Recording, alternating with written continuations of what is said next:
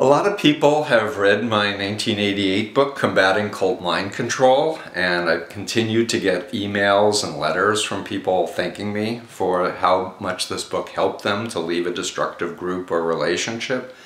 And over the decades, people have been begging me for more. What do we do to help someone get out of a situation? What's happening right now in the 21st century with groups? So I've now released Freedom of Mind as a very tight, direct book that's going to assist people to understand the specifics of how groups and people control people's behavior, information, thoughts, and emotions to redo their identity and make them dependent and obedient on someone else. And a lot of people think of cults as people with shaved heads and robes in some isolated commune, but the truth is most people involved with destructive authoritarian groups live here in the real world and are not recognizable unless you start to research who is the leader, what is the group, what is this really about. And it's primarily because these groups operate very deceptively, and you don't really know what's going on inside of it until it's too late. So people think of religious cults, but I want to say that there are large group awareness cults, there are business cults, there are therapy cults, and there are controlling individuals who are trying to isolate a person from family and friends. Oh, and did I forget political cults? Let's not forget North Korea as one example of a controlling political organization.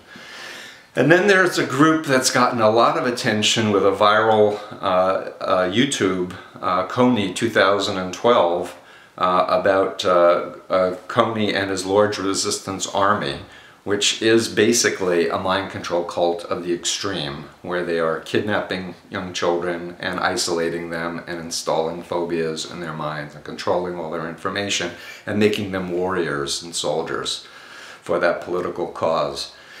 The group phenomenon of undue influence has not gone away. In fact, it's gotten worse. And in my experience, because of chronic sleep deprivation, because of the economic insecurities around the world, people are so hungry for hope and for direction. People have lost faith in their political institutions and a lot of religious institutions, and they're more prone than ever to a charismatic figure who says, I have the answer. And unfortunately, this generation is not educated in terms of how to be a good consumer. People are just not taught how to discriminate and look beyond what the rhetoric is and the propaganda is.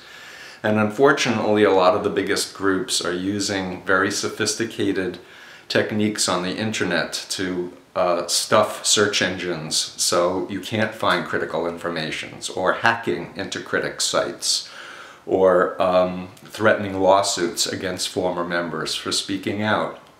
And so there's literally a war right now going on for people's hearts and minds.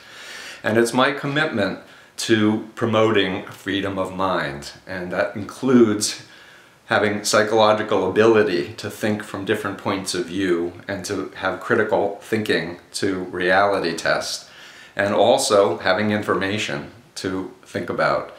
So I invite you to look at my new book, Freedom of Mind. I invite you to come to my website, to my Facebook page, to sign up for my tweets, and help me spread the word. We need to reclaim freedom of mind. Thanks.